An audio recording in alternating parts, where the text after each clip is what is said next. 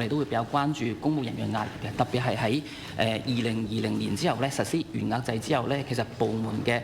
聘請咧，其實相對嚟講比以前咧係揸得比較緊嘅。其實現時實際上未必能夠真係做到可以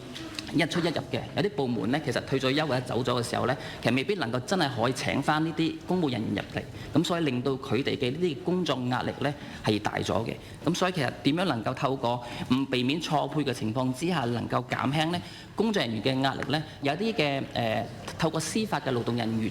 聘用嘅呢啲佢哋都會擔心到底佢哋嘅權益啦、保障啦佢會唔會受到一啲嘅影響嘅？咁所以未來入邊咧，應該係要透過一個有效嘅機制咧，避免出現咗唔同類型嘅聘用制度會出現咗一個同工唔同酬嘅情況嘅。針對公務人員嘅壓力咧，由於佢現時確實好大嘅，所以都好希望政府能夠有措施、有支援，令到公務員咧能夠去減輕佢哋嘅工作壓力，同時都希望能夠有啲鼓勵嘅措施咧，能夠去提升佢哋嘅士氣嘅。現時市署咧，其實大部分咧都係屬於個人任用合同嘅，佢哋咧存在住好多不穩定咧、不確定性，所以佢對佢哋嘅職業前景係擔心嘅，都希望咧能夠可以咧盡快咧能夠有一個時間表咧，令到佢哋可以改翻用行政任用合約嘅，呢個亦都能夠保障到佢哋嘅職業。啲公共部門由於係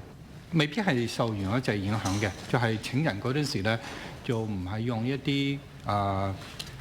行政任用合同，而係用一啲個人勞動合同嚟請人嘅。最有代表性嘅就係市政署啦。所以我哋喺呢一次重組市政署嘅架構，檢討佢個人員制度嗰陣時咧，我哋希望咧將市政署嘅個人勞動合同制度咧改為一般性嘅公共